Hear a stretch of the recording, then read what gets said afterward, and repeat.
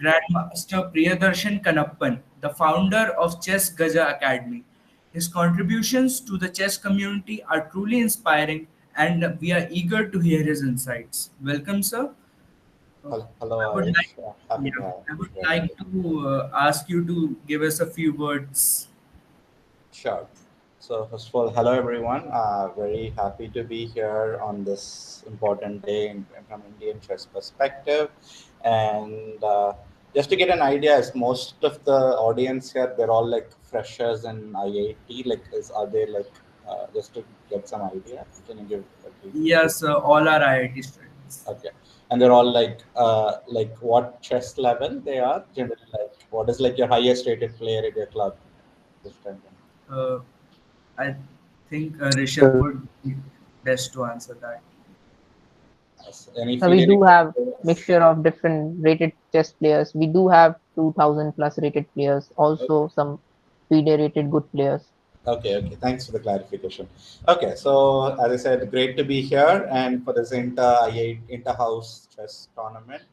And for me, my only experience with IIT was when I participated in Shastra event about 2020, just before COVID, and that was like my last active tournament. So that's my direct connection with IIT, where I finished third. And I kind of know your super senior, if I have to say, Siddharth Pai, right? Who was part of the IIT's chess club and who was running it. So really happy to be in this event and to be, especially during a day when most of the Olympiad games are about to end or like in a very crucial situation, so on. And definitely looking forward to have more much of an interactive session. I know there's a Q&A planned, and I'm interested to share more of my experiences that than just saying like great to be here and things like that. Yeah, so that's about it. Yeah, that's how I share. Thank you, sir. You, during while introducing you, told about the Chess Gaj Academy. Could you explain more about that? Sure. So basically, Chessgaja is a private limited company where we are providing services in the domain of chess. Mainly, it's coaching for now, but we do have additional verticals of player management and corporate chess lessons for corporate people or services for corporates in terms of chess activities and so on. So this is a initiative that I started in 2019, and it became a private limited company in 2021.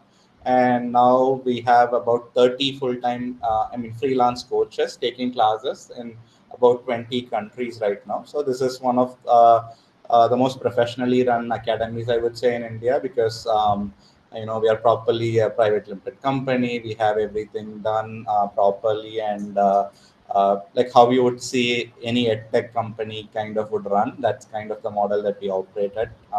So our kind of motto is taking the Indian coaching and the Indian coaches to the global audience. That's primarily our goal. That's why we serve all the way from Australia to US with multiple countries in between, including smaller islands. We have students in African continent, in North America, Australia. So except Latin America and Antarctica, we have students everywhere right now. Yeah, so that's where we are. Yeah.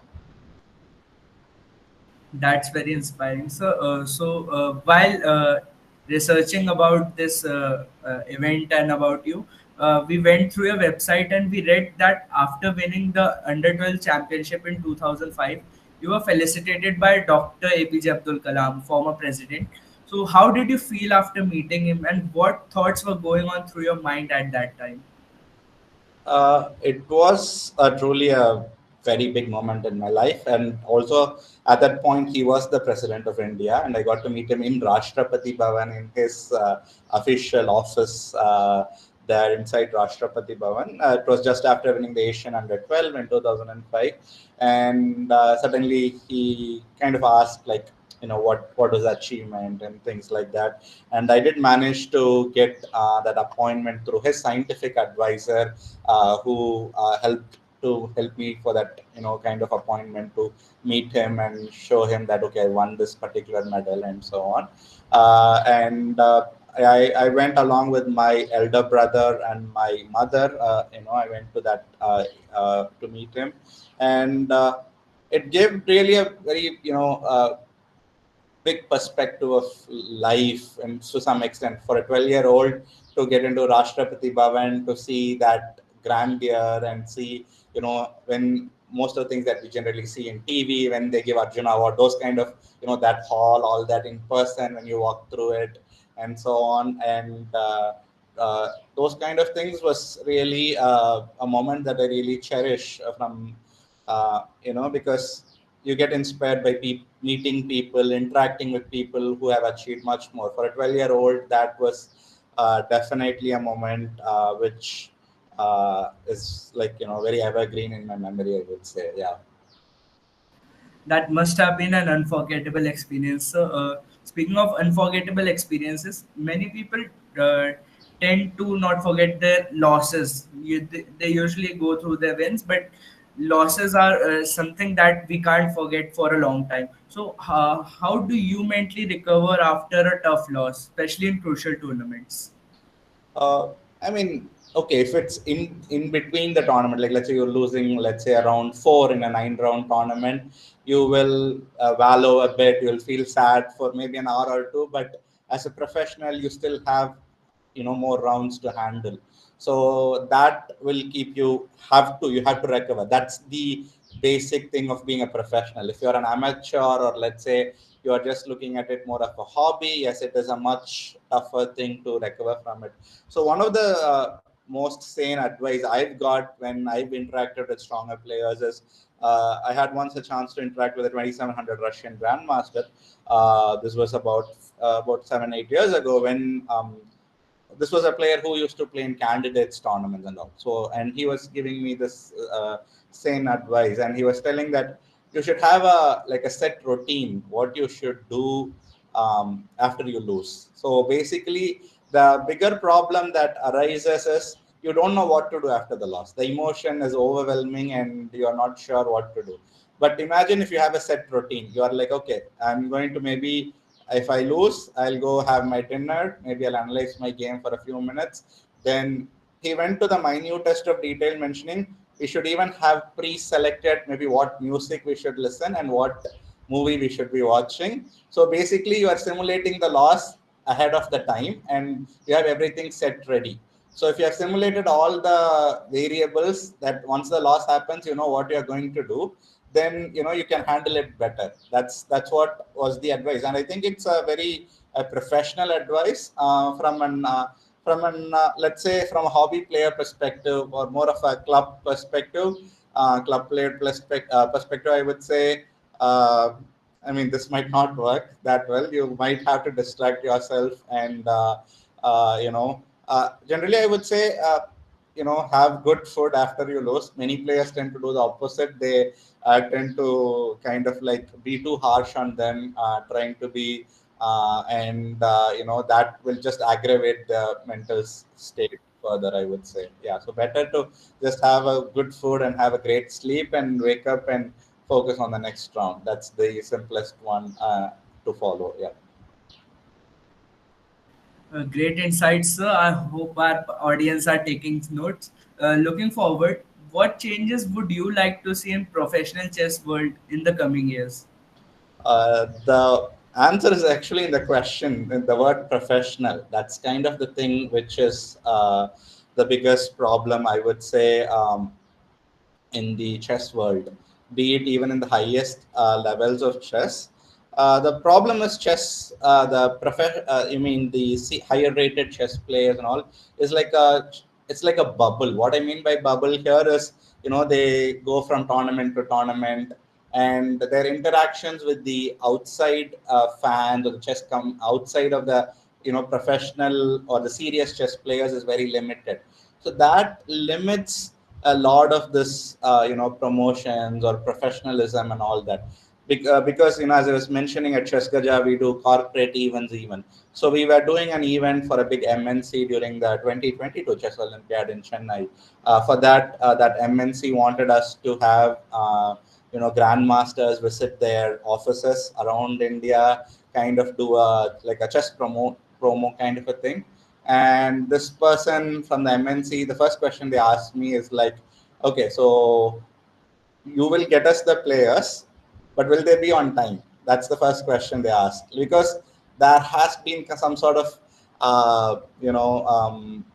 this image has been built out somewhere that grandmasters or players, they sign up for something but they don't show up in some situations or so on. So that professionalism is the thing that is absolutely needs to be further refined and built, because if you take multiple other sports, the player and fan interaction is much higher, be it tennis or soccer or be it cricket, right? But that amount of interaction for for a serious chess player does not happen. Like generally, if a chess player loses, many a times they even refuse to give an interview or some post game interview, and unless it's like, but it's not the case in most other sports. Even if you lose, you still have to go give the interview due to contractual obligations and so on. So that professionalism is one thing where why at Chessgaja itself, when we started, we wanted to do it even from an organization perspective.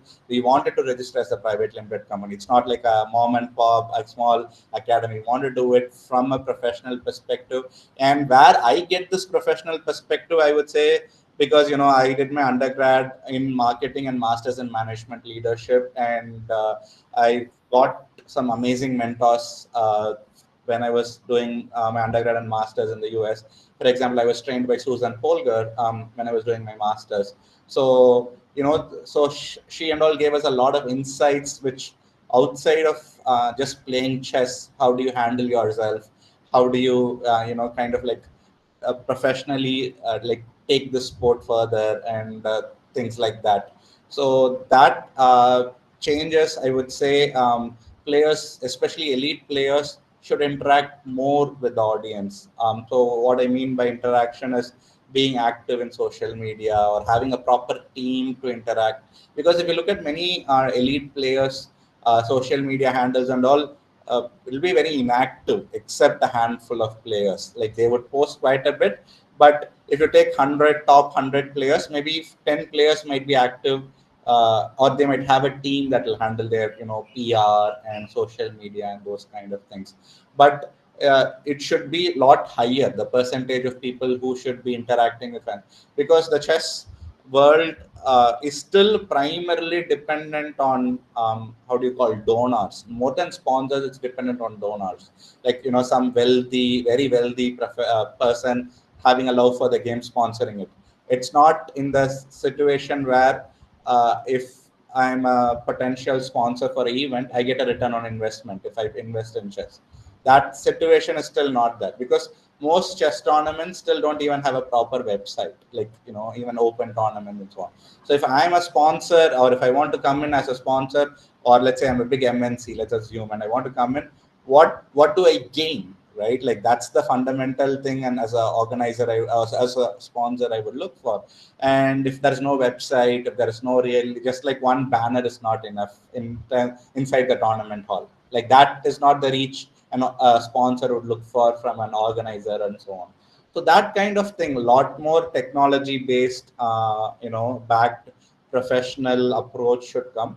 And that is one thing why at Chessgaja also we are trying something called player management, where if there's an elite player, we can manage their social media to their finances, to finances, to their scheduling and things like that. So these things and all, we are taking baby steps. We don't have any players signed up, anything as such. And and I know there are a few other companies now coming into the same space, especially focused on chess, because talent management, player management is out there for a long time for other sports, but for chess, it's just now starting in from India perspective and from a global perspective, I would say. So this is what I would say from a professional chess. These are some changes I would really look for: more active interaction from players with the fans, spectators, and more return on investments for the sponsors, so that there's more sponsors that come into the game, and it builds a very professional ecosystem. Right now, it is just very chaos out there. There's no real ecosystem in terms of a professional community, I would say. Yeah. That's an interesting perspective, sir. So, many of us here are just starting or have resumed playing after a long break. So, and many feel that they are starting late according to today's competitive standards. So, do you have any advice for them?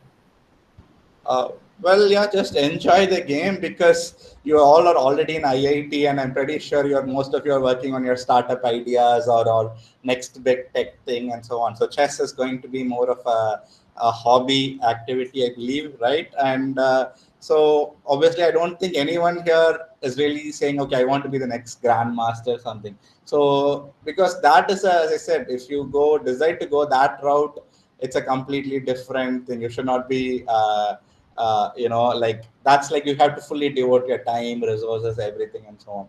I would mainly say, even however late you started, even if you started playing yesterday, spend as much time with the game, like whatever time you have available to spend outside of your college and time and so on, and enjoy the game. Even if you get, let's say, 1,000 rating on an online platform, it is still you're way better than most of the players out there in an online platform and so on.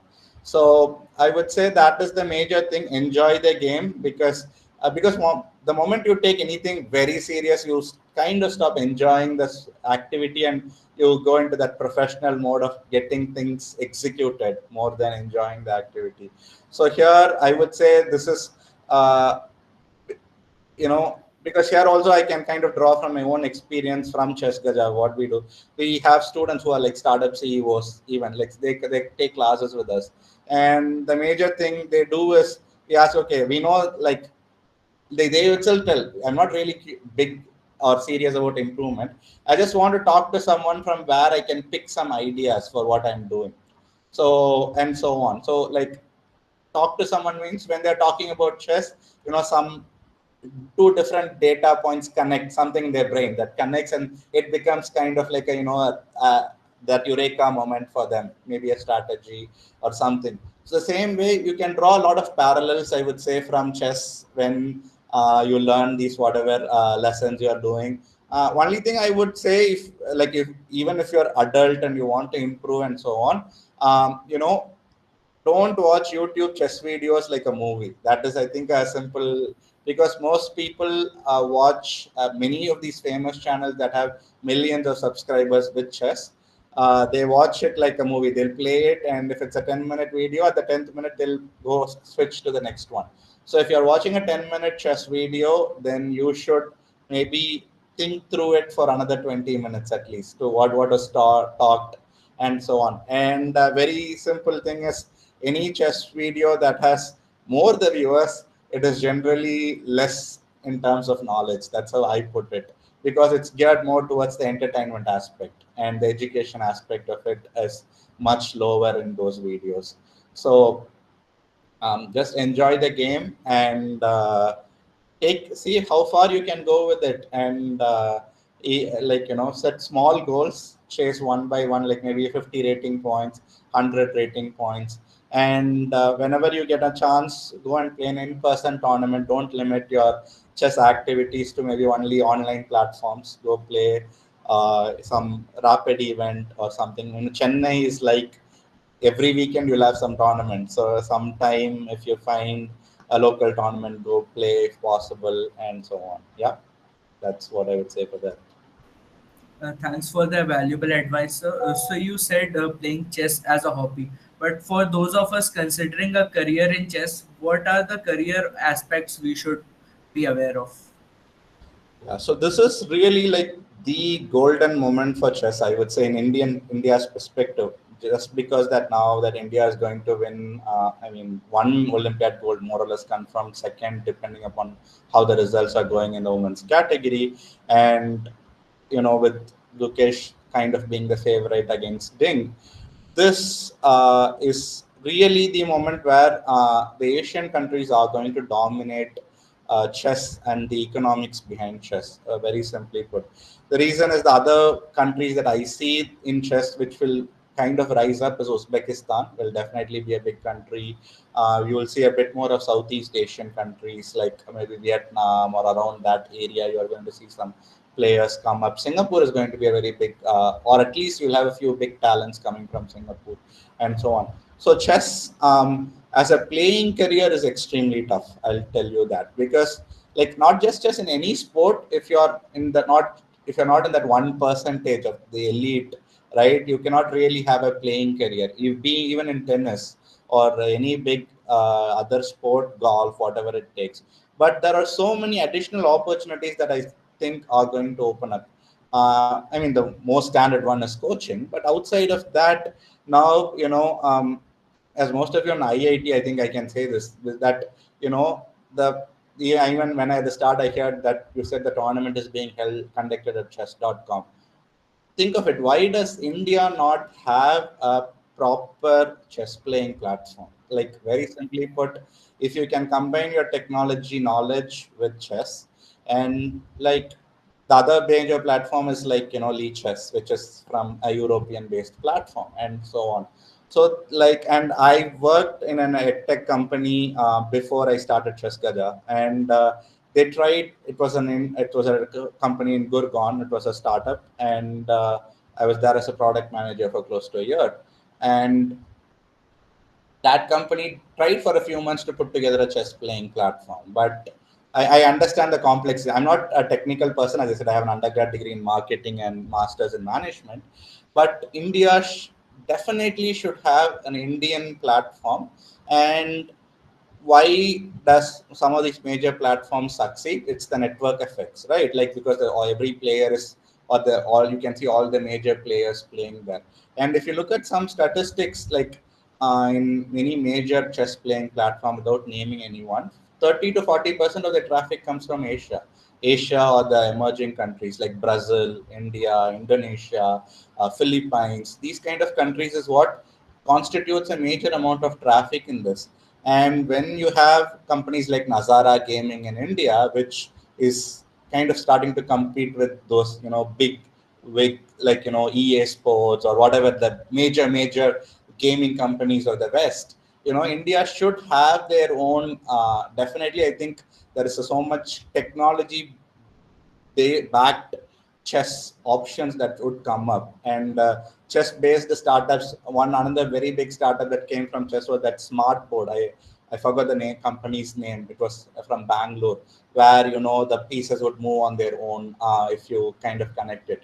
So technology, and the funny thing is, most of these big platforms that you think that you play online chess actually have majority of their team remotely working from India or Asian countries, and so on. So from that perspective, I really think an Indian created chess playing platform is one big opportunity. I think is waiting to, like, if the right people come together, put it, that is one big option. And chess as an e-sport is also constantly growing. So you'll have all your the careers that will come along with it, like streaming, commentary, whatnot. These are the major ones. And there are a lot of the other variants that come with chess. So, chess 960, the Fisher random chess, or so on. So, chess as a sport will continue to, even if, let's hypothetically say, all the AI comes and solves chess all the way till the end, still it will continue as a sport, no doubt about it, because there will still always be the human element and curiosity that comes when you play the game. So I see a lot of financial activities related to chess itself come up, because just now MNCs in India or corporate interest is starting to pick up. As I said, after this Olympiad, there's going to be a global chess league, and if you look at it, most of the companies, most of the teams are owned by Indian companies. Actually, that's not right. And why this is so? Because the interest in the sport is really picking up.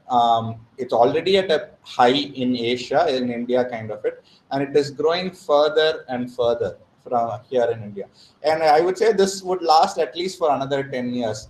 And post that, I think the momentum or the growth for chess will come from especially Latin America and African countries, because you will get to see some big talents from there as the ecosystem further matures. But in the next 10 years, if you do anything in chess with the tech, there is so much as I said, the professionalism part. If you can build a technology in chess, not just, I'm not talking just about the playing aspect. There are so many components, be it an organization of a tournament, or be it like how a player can, you know, a funny stat I just remembered is most European tournaments, you might be surprised, they're actually dependent on the entries of the Indian players now.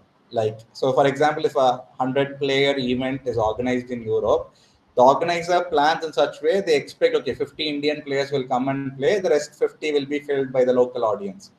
So maybe even a travel tech platform for chess players, managing all their visas, managing all their, hopping from one country to another to go play a tournament, and so on. Like chess, there is so much of economics behind chess, and so much of possibilities to either build a chess playing platform or a chess analysis platform, or be it some sort of, as I said, like a chess travel combined, or like a chess super app kind of. Think of it: a player comes in, um, and then not a player, like you come in as a parent and you just enroll your, you kind of put your kid into a chess something, a lesson, and then like that app itself can suggest a local tournament for the kid to go play, and then you connect with a local coach there, and then from there you are doing everything, a single, like a super app for chess, where that kid can from the start go all the way till, like, higher levels and so on.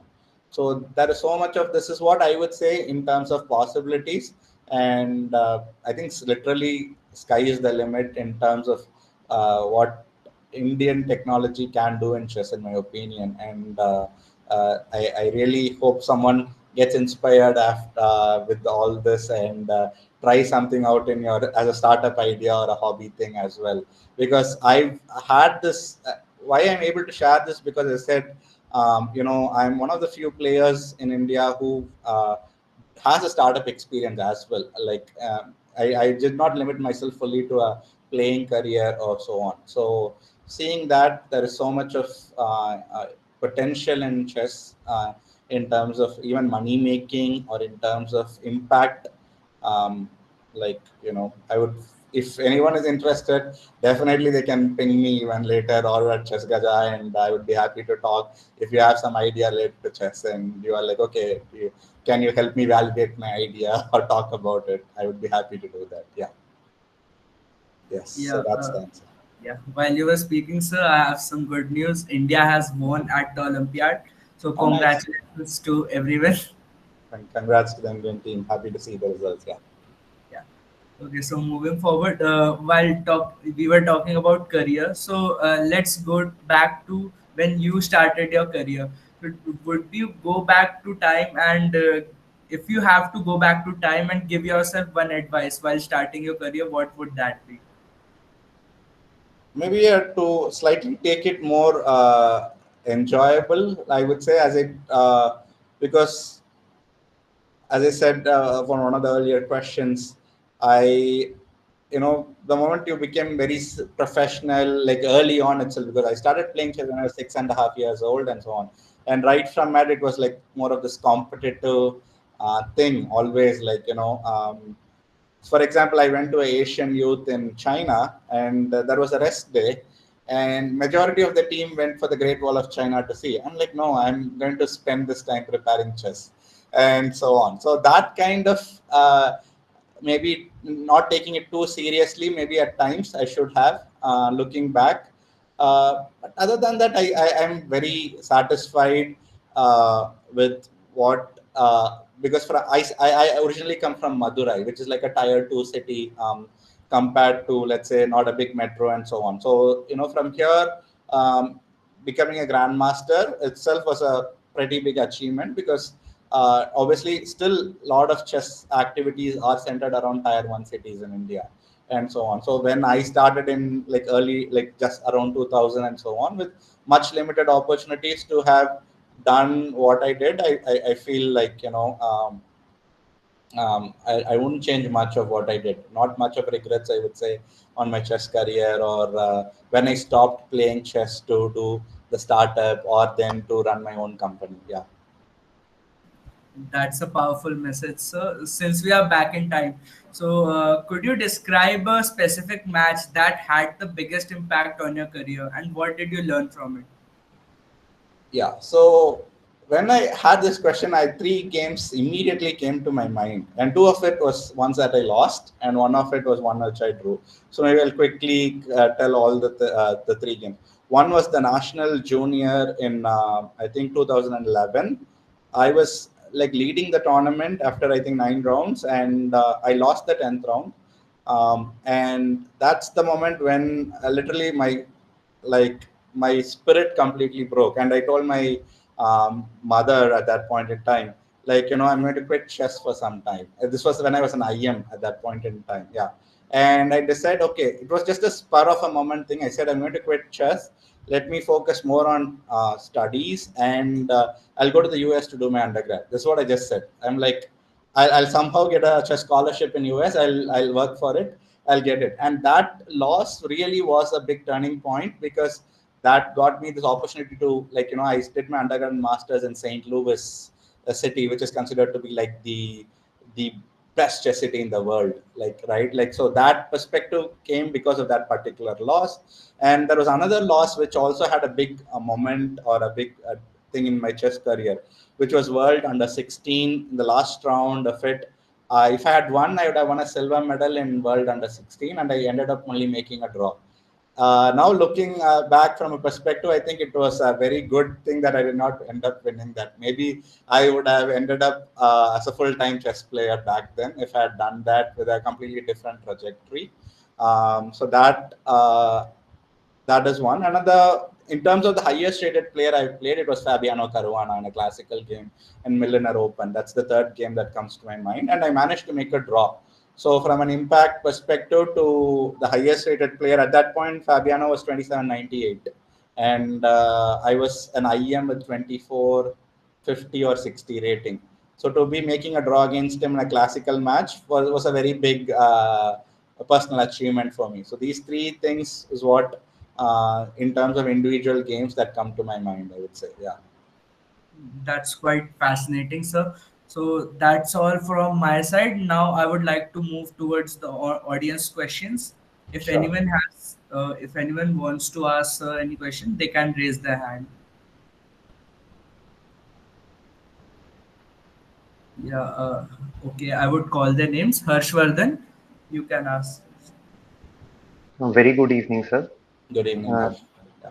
Sir, right now I was just checking the results, and the results for the women's section also seem to be moving in a positive direction. Nice. Uh, Few months ago, we had RB Ramesh sir with us, and he mentioned that we are on the cusp of getting into an era where we can dominate just like the Soviets used to do.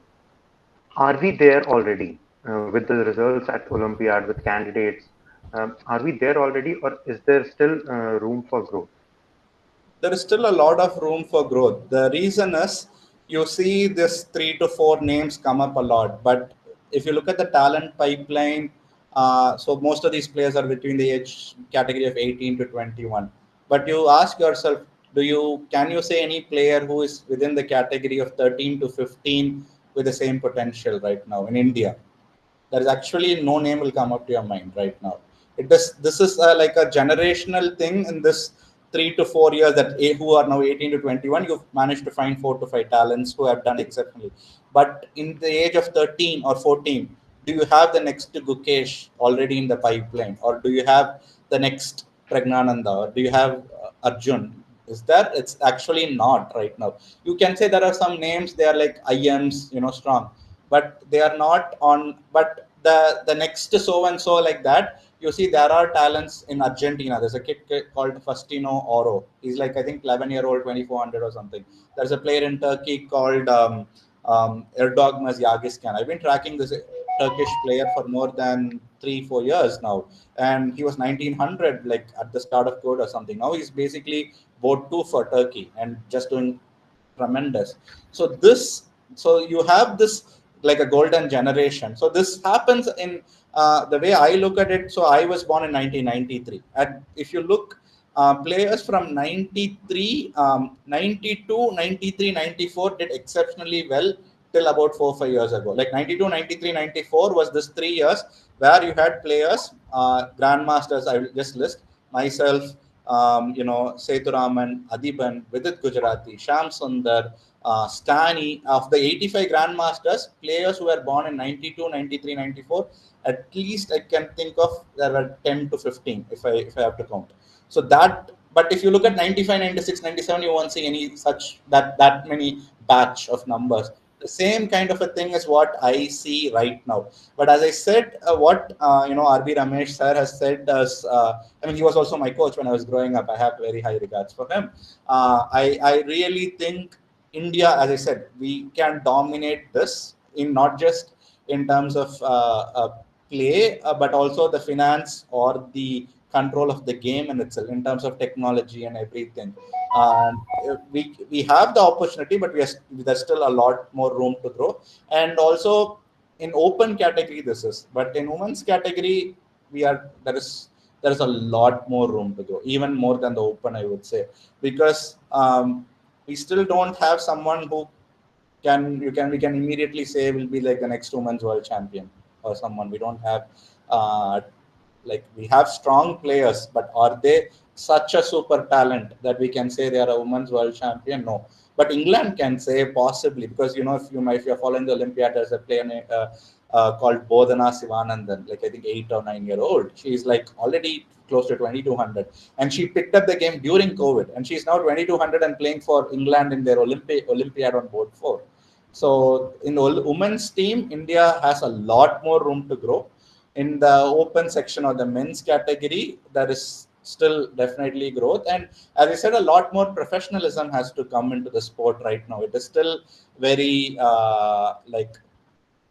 not chaos, I would say chaos, or more of very unorganized. If it, because when you call it Soviet school or something, it was a much more something organized, right? In terms not just training, but which tournaments you go play, which thing, everything was much more structured, organized.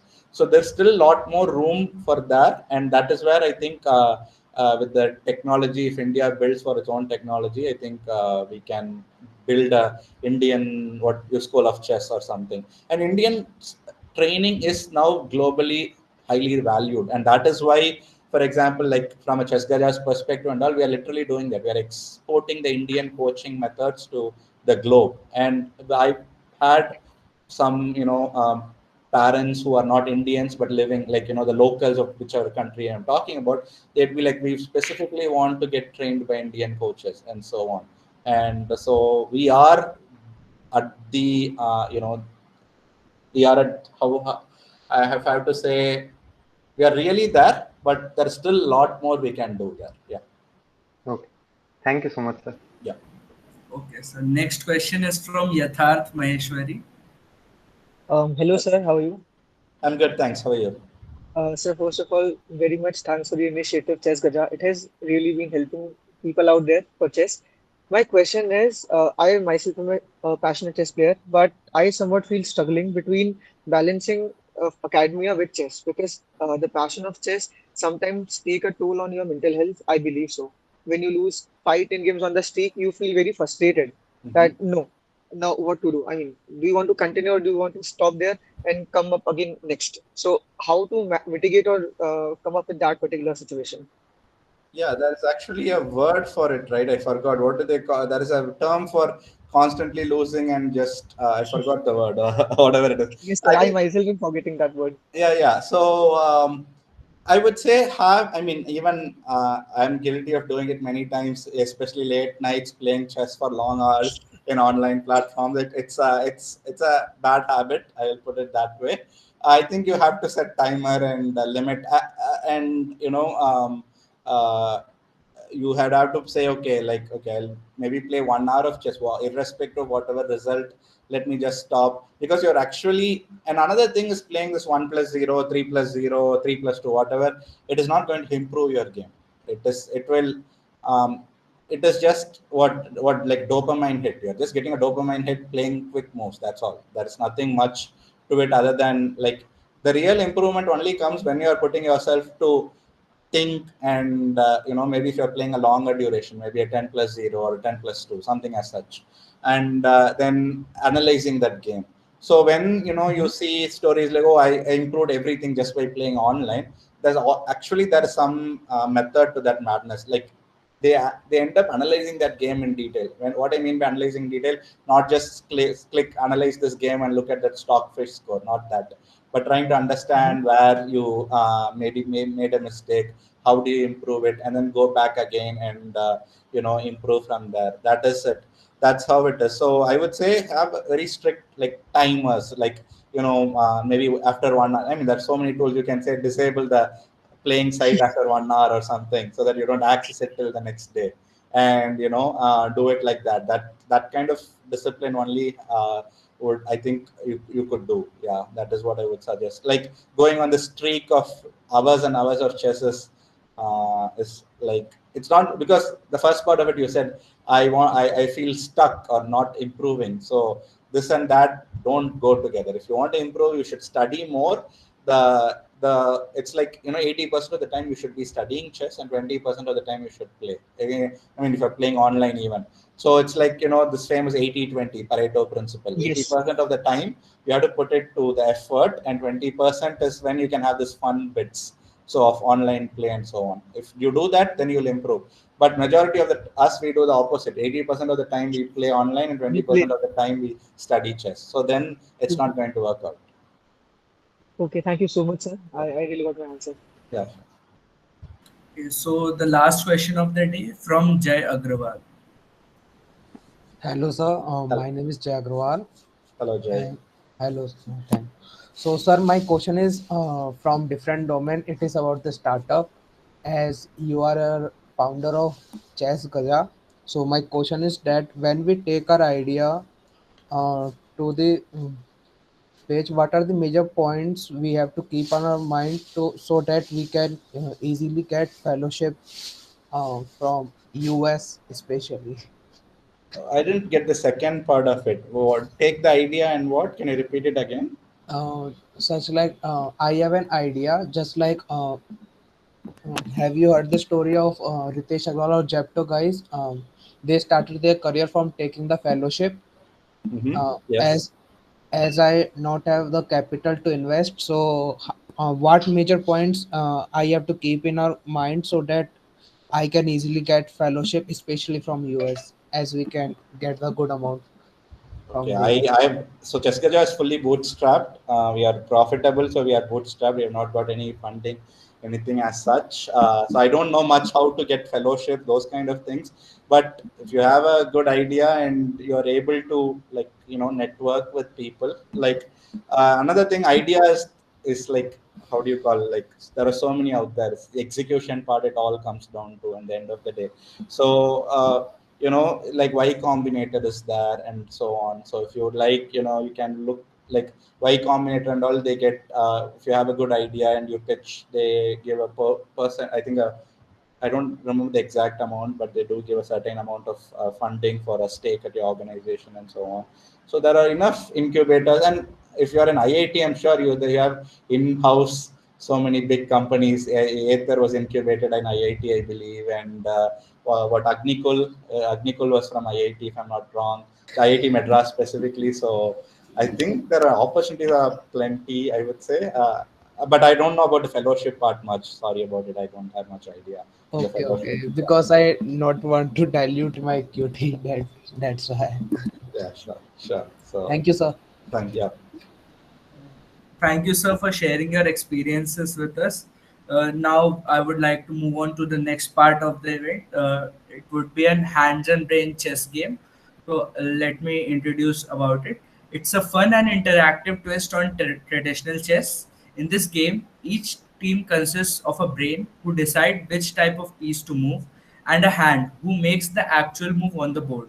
The brain can only specify on the piece type, like a knight or bishop, without indicating the square. This encourages teamwork and strategic communication. So, to move on further, I would like to call Vignesh, Alston, and Rohit.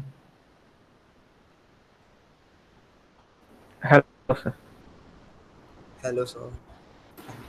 Hello. Good evening, sir. Good evening. Hello.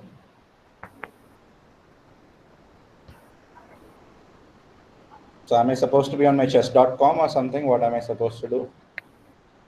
Sir, I'll send a challenge link to you on chess.com. Okay, sure. Okay.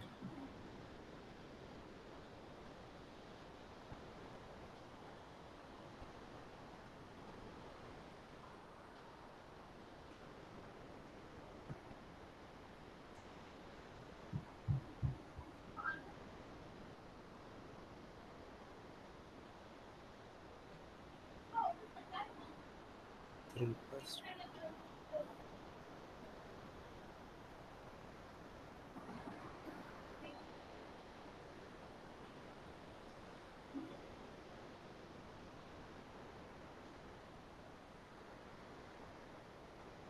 It seems I can't challenge you. I have to change some settings. Let me check.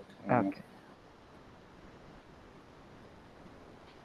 What is the error message that it's showing? Something like friends. If it's not friends, you can't challenge or something like that. Or The user setting is not. You can challenge with the user maybe I'll setting. send a challenge, but you tell me what is the time control, everything, so I can maybe try to send a challenge. If that would work. Yeah, 3+2. So I'll send my ID in Yeah, the please chat. share your user ID, please. Is it 3+2 or longer?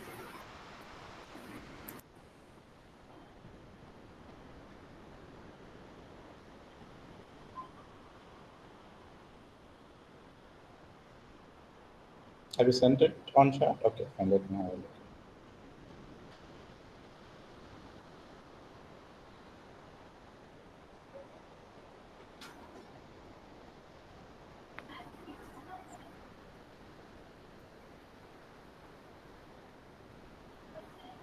So it's going to be 3+2, and color is random, or do you select a specific color? Color is random. It's fine. Okay.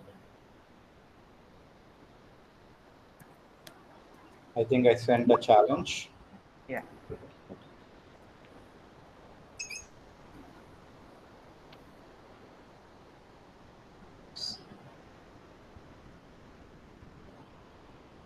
Rohit, can you start? Huh.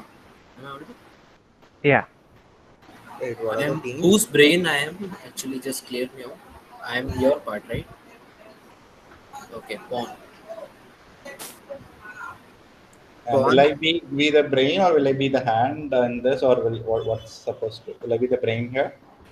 Sir, you can be the hand here. Okay, Like okay, pawn. fine. So who will be suggesting the moves to me, or the Me. idea? I'm Sorry. here. Okay, Yeah. okay, go ahead. Yeah. Pawn.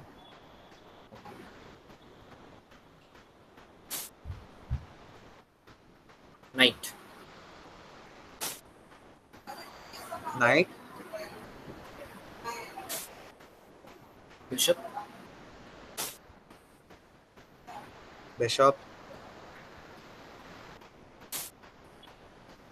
Pawn.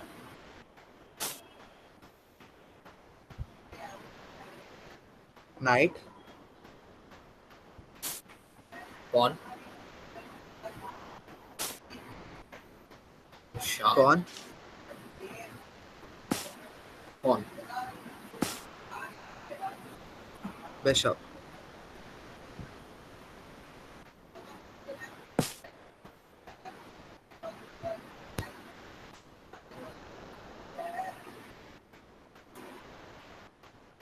Bishop. Bishop. Knight. Pawn.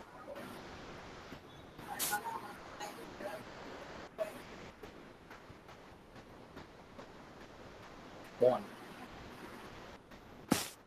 Knight.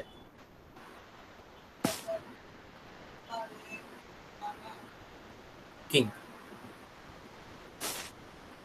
King.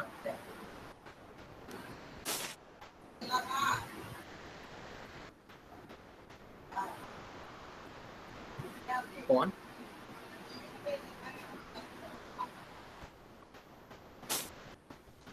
Bishop.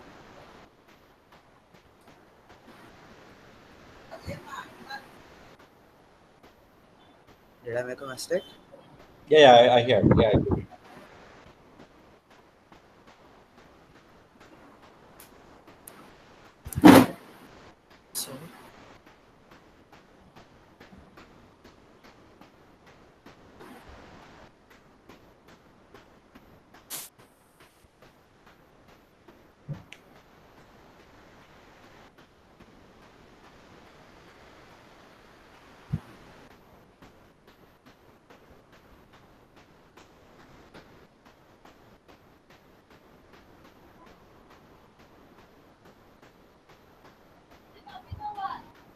Rook.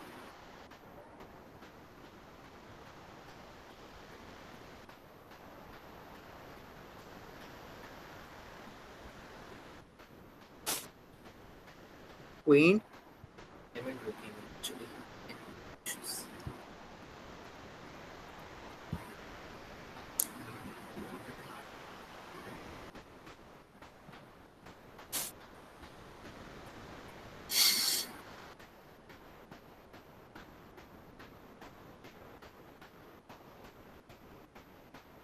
Rook.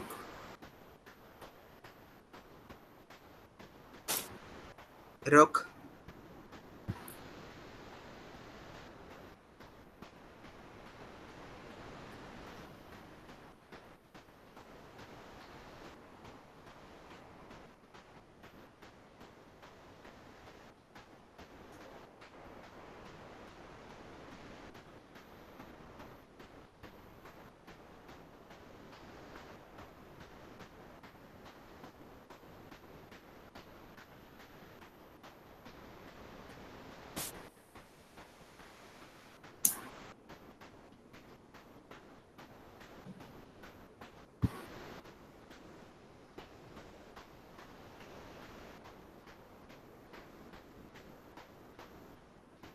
Knight.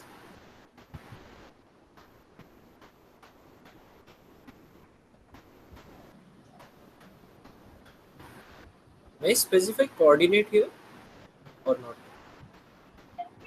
Okay, no issues. I've said knight.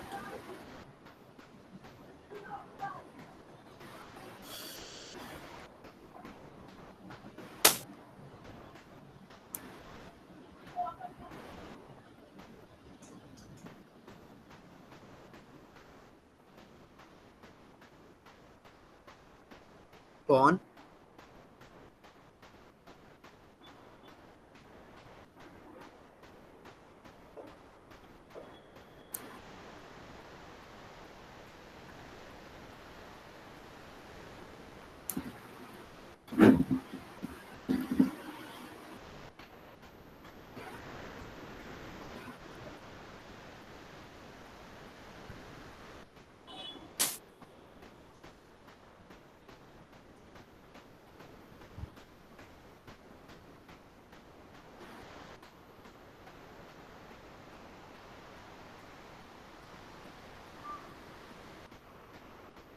Knight.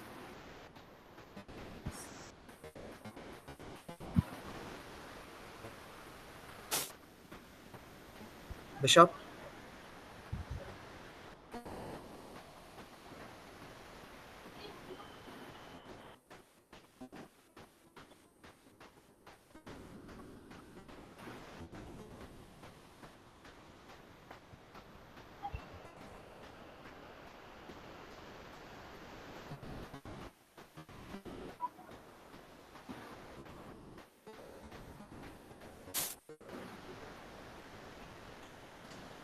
Knight. Knight.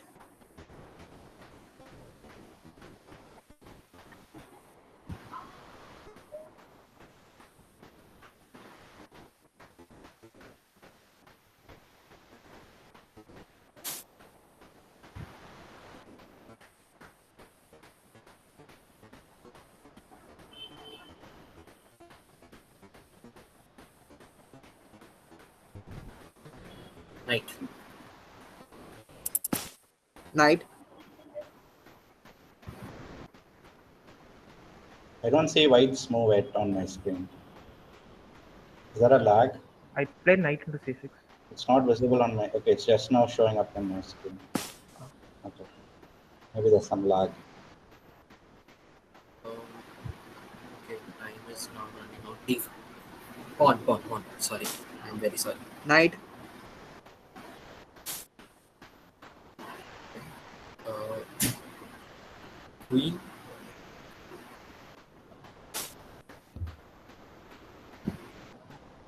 Knight. Rook. Knight. Queen. Rook. Pawn. Rook. What now? Okay. No, actually, Rook, I rook, said rook, rook. okay. Okay. Rook, Bishop. bishop, Rook. bishop, bishop, Should Rook. we just continue on? bishop, Knight. bishop, Knight. bishop, Pawn. pawn, Knight. pawn, Rook. Knight. bishop, Bishop. pawn. Bishop. Knight, Pawn. knight, pawn, Pawn. knight, Bishop. remove, Pawn. Pawn. Pawn. okay, Pawn. knight, Knight. king, Knight. bishop, Pawn. bishop, no choice. Knight. Knight, Knight. knight, Knight. king. Yeah. Oh, it's lost. That was lost on position as well. Intense. Yeah. Sir, actually, 3 plus 2 was pretty quick to our brains. Actually, that's it. Yeah. Very sorry. Yeah. I didn't. Some moves I was not sure. Like early on, I thought a lot of moments black had knight b6. So I was hoping he would really say knight with black, but he was saying bishop and queen. And I think around move 11, you had there was some options to play. I think there was. Can you show it's Yeah. That's Yeah. fine. I think about where is it? here? Yeah, about move 11. Okay, I wasn't sure bishop e6, bishop f5. I think bishop f5 made more sense to me because e6. I know the theory here is something like rook c1 on move 11, if I'm not mistaken. That's, I think, the main move. Queen b3 is one line, I know that. Like queen b3, knight a5, queen a4. There is some variation that goes like that. Or white will try to come knight e4, knight c5. Something like that. Especially white will try to put a lot of pressure on the c5, c7 pawn. That I was aware of. But over here, especially on move 12, 13 and all, I was thinking why white was not trying bishop takes d5 and rook c5 idea. Yeah, that's why what I wanted to do, but he kept telling Rook. I'm sorry, but I didn't. I actually thought that this bishop on c4 was very good attacking on f7 and so on. Yeah, But, so yeah, rook that c1 was pretty late, I guess. It came a touch late. and after that, this knight f1, knight g3, I think was a bit of a time waste because if you wanted, you could like at the right moment come knight e4 and get the black bishop. I think you didn't really achieve much from g3. Like from g3 also, you're still controlling the e4 square, which anyway you are controlling it from d2, right? So it made no sense to maneuver the knight all the way up there. And Yeah, I actually I wanted think, e4. yeah, sorry, keep going. No, sir. I was just saying that I wanted 94 directly, but I think he understood some problem in it. Mhm. So, No, I completely missed it. okay. And I no think issues. on move 17, that knight f7, I'm not sure. The complication is a bit messy instead of knight takes c6. Because knight f7, Yeah. rook f7, bishop f7, then queen b3 check, queen takes b7. Black should be okay, but I think white has enough compensation, at least what I could quickly calculate Sir, there. I couldn't calculate it. I thought knight f7 intuitively, but I couldn't see that the b7 was hanging when I go queen b3 check. Yeah, that because after queen b3, I think my best try maybe is Queen d4, I guess. no, I have to play either queen d5 or something like king f8. After queen takes b7, knight takes d4, queen takes c7 or two pawns. So white will have rook and two pawns, which I think is enough for the two minor pieces there. There, that was, I think, the last real moment where white.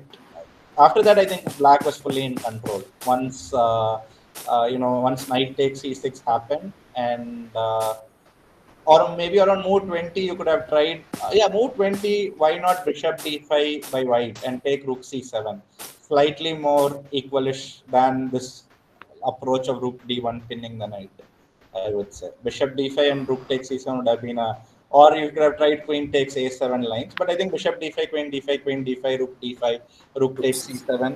It's still black is preferable because rook and bishop is better than rook and knight, but I think that's more closer to a equality there. Yeah. But sir, white rook is also on seventh rank, so there must be some compensation, right? Right, but I think uh, it would somewhat look like that. I think Arjun's game from against Sujigirov Sanan from the Olympiad in the long run, right? Will have one a pawn, and rook and bishop will slightly have a pressure over rook and knight in the long run. Yeah, something like that. Yeah, Okay. yeah. Could be. Thanks so much for your analysis, sir. Sure. Yeah. Looks like Harshvardhan wants to say something. Harsh. Just wanted to update. Harika ma'am won her game, and Divya already won it earlier. So the score for India today in the women's section seems to be 3.5 against zero point 0.5. They had double gold in And front. the other country, Kazakhstan, I think they are. It's going 2-2. It seems USA has won one already, and Kazakhstan is quite ahead in one on board one. Okay. Board three, board four seem equal. Okay. So 2.5 already India's got, or Yeah, is India? Okay. two and That's a half already. oh nice, good, great, great, fantastic. Then. Awesome. Okay, sir. Thank you, sir, for your valuable insights and participation today. So, as we wrap up this session, would you like to share a few closing words with us? Sure. So thanks for having me. It was really a fun time for me to share my thoughts as well as to play that game in the end. So as I said, first of all, great news as well. As we started, we had one gold and now we are on two golds. So great. So, and I really hope, chess, India and chess will grow further and further from here. And there'll be a lot of IIT contribution in that in some way or another, is what I hope. And as mentioned earlier, if any of you have anything chess related ideas, feel free to reach out to me. Your coordinator Aniket has my phone number and so on. So would be happy to interact on, for me, mainly interacting, idea sharing is something I really value, and to be talking to some of the smartest people from India, especially from IIT Madras, would be very valuable for me, as well as I hope I can contribute if you have any chess related ideas or what you could do in chess. Yeah. So, thank you, sir, for your inspiring words once again. We truly okay, Manish. Just a second.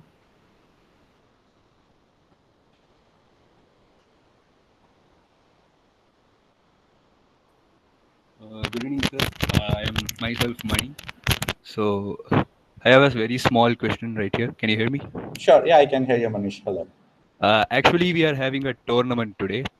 So, and we are having a WFM as an opponent. Is there any ways to defeat them? Because uh, it's kind of scary to meet a WFM against us in a tournament. I mean, you're playing in some classical tournament where You you're know, going. it's a chess tournament conducted by the Shamat in Oh, IIT. okay. Yeah. So, okay, how to beat a WFM? Yes, sir. Well, don't get scared. So that's the first thing, and we are all We are humans. We already all in make that stage, sir. We need to go to the second stage now. what? The Sorry. scary stage. We are in the Okay, scary scary stage. state. Well, even I've made blunders in move 5, 6 when I was a grandmaster. And fun fact, if you don't know, Anand's shortest game was when he resigned in 7 or 8 moves in Petrov. I don't know if any of you have seen that game when he was a grandmaster. Sir, So other than that games, he may have been, sir. But for us, we are not Anand, then we can't win more than one game against. Yeah, so give your best. Don't again, chess is not just playing good moves. A lot of it is psychological aspect of it. Again, that is because the moment you approach something with fear, then it's like half lost. Your chances of scoring is like at 50% and not 100%. If you approach a game saying, oh, things are going to go bad, I might, at best, my best result would only be a draw. Then it's like you're limiting yourself to, even if you have a winning, possibility, and your brain is not going to spot it. Even if the player, I remember the one game where I blundered in move 4. That game, somehow my opponent later did a YouTube analysis of that game, and he was saying like, oh, this GM had this genius pawn sacrifice idea, and the GM was like all prepared. It was just a plain straight up blunder. I had no idea. I just blundered a pawn in move 4, and I was laughing later when I ended up watching that on the game analysis in YouTube by that like a 1900 player and so on. So approach it well. If you lose this, you always have another game to against a title player in the future. That's how I would say. Yeah. Thank you. So just but approach it with a positive intent. I think that's important. Yeah, thank you, sir. Yeah, sure. This is finally, thank you, sir, for the inspiring words. We truly appreciate your time and insights. So, as we conclude today's opening ceremony, I would like to remind everyone to engage in the matches and enjoy the spirit of competition. Good luck to all participants, and may the best man win. Thank you all for joining us, and good night. Thank you. Thank you, everyone.